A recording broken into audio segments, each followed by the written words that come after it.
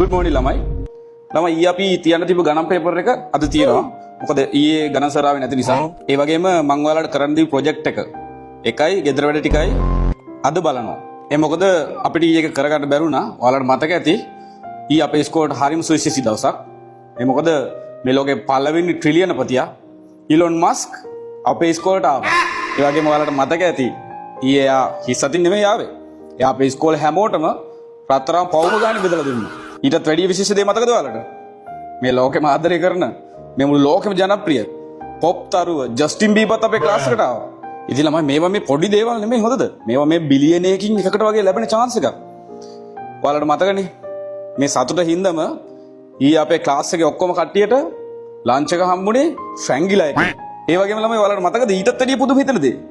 ඊයේ ඉස්කෝලේ ආපු හැමෝගෙම නම් ඉතිහාස ගත වෙන දිනයක්. ඒ මොකද ඔයාලා හැමෝම මේ පෘථිවියේ පළවෙනි පුරවැසිය වුණා. ඒලියන් ෂිප් එකක් S2කටම දැකපු.